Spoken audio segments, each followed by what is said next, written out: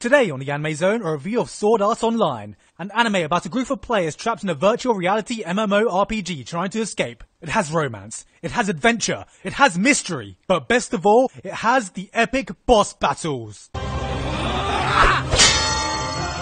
let up your attacks, everyone! If we just push a little further, the battle is won! We can do this! We can win this! This is it, guys! Who's taking the final shot? Dragons! Fuck my life!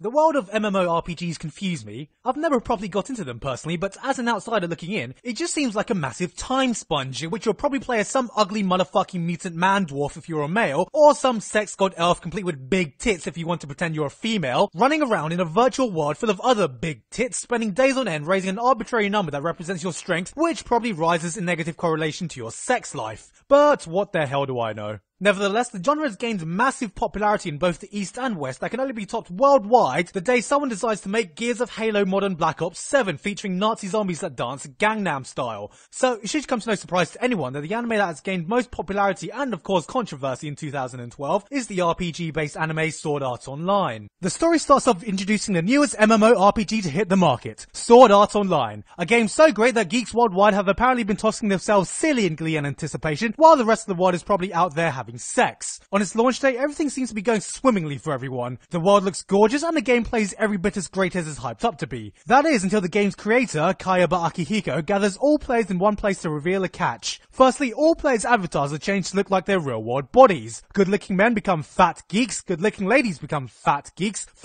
become fat geeks, and underage girls become FBI agents. Secondly, all players are now trapped in the game with no way out until they complete it. Everyone must live, breathe, and play the world of Sword Art Online until someone beats all 100 floors of it. And here's the stinger. If you die in the game, it will be the end of your life.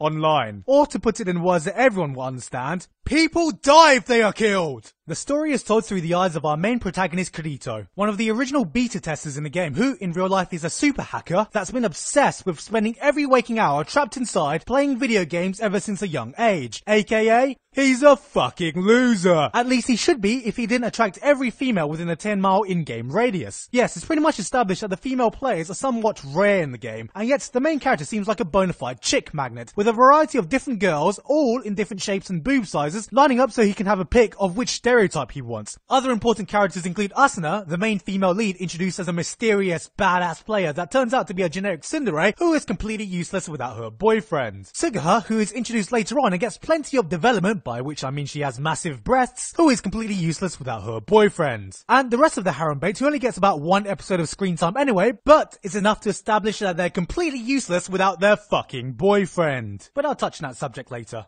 Now, with my previous reaction videos, there might be some confusion as to what I actually thought about the show, so I'll just lay that to rest right now. Did I think Sword Art Online was good? Kinda. There are some things that the show does really well, and one of them is most certainly the action. If A1 Pictures has proved something to me after watching this and Birdie the Mighty Decode, is that they know how to do that action and they know how to do it absolutely gorgeously. The highlights in SAO is undoubtedly the action scenes, and this especially shines during every single boss battle we see. The boss battles were a glorious spectacle that never failed to drop my jaw right down to the floor, and gave me a nostalgic thrill of the hours spent fighting my own boss battles as a kid playing some grand video game. Combine this with a soundtrack made by Yuki Kadra, who, if you can't remember, did the soundtrack to Fate Zero, and you'll find yourself having eyes and eargasms during the fantastically done high points of the show, even if the choir sounds like they're singing about gaming snacks.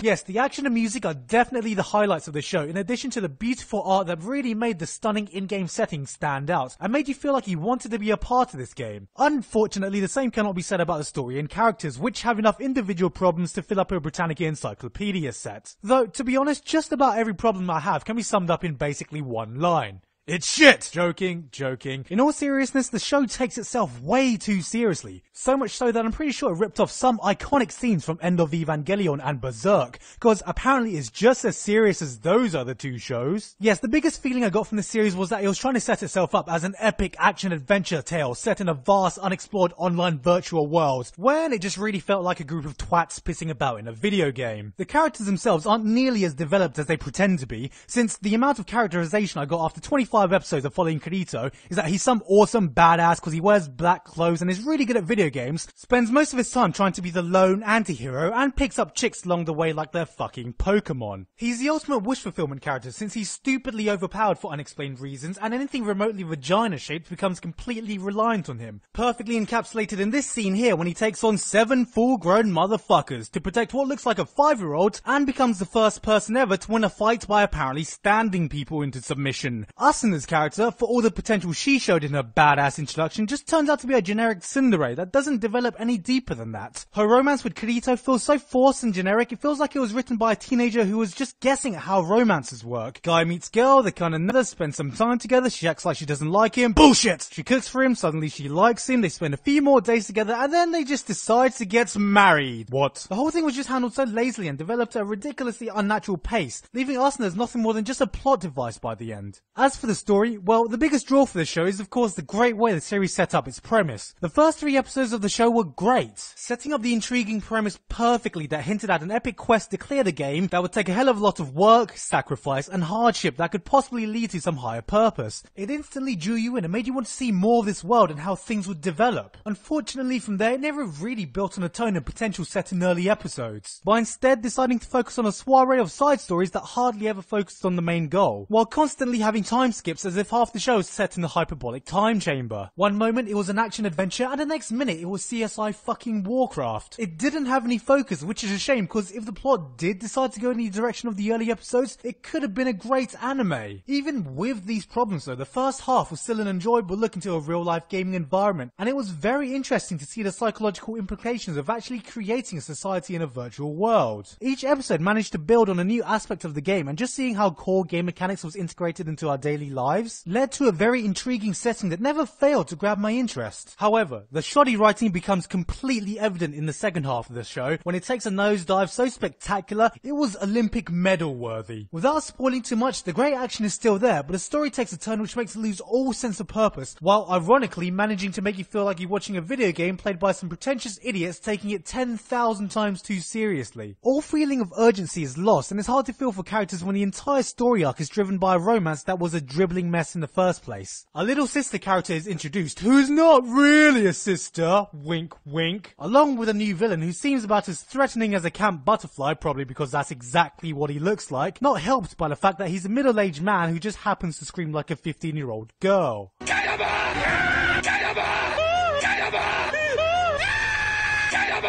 The writing also takes a back seat, as there are multiple moments where the show disregards its own in-game rules in favour of Deus Machina writing to either advance the plot or make Kirito look like a badass, leading to some arsepool so big it probably left the show with an anus the size of the Grand Canyon. The show has the exact opposite problem that High School of the Dead had by trying to be something that it was not, and if it wasn't taking itself too seriously, I probably would be a lot less harsh in it because there is a lot of fun to be had here. Despite all of this though, it has still become by far the most popular anime of 2012.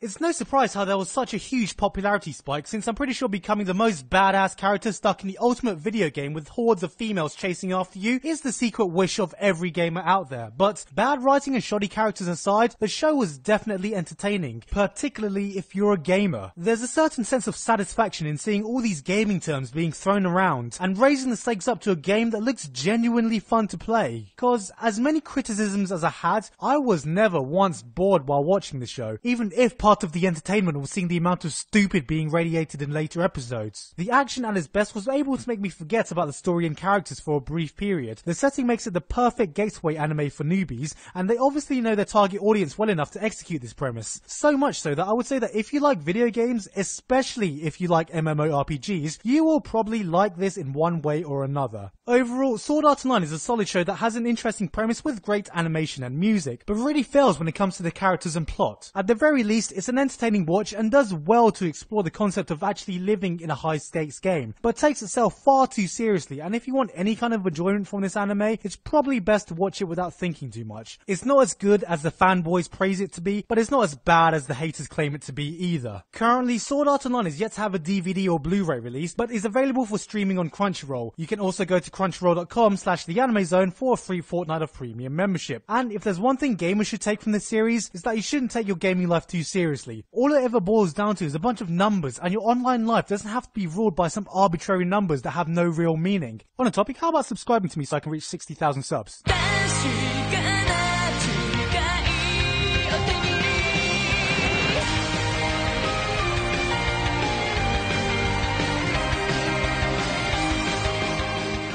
Kirito may bang all the chicks, but Kirito, no, who no leader to bow.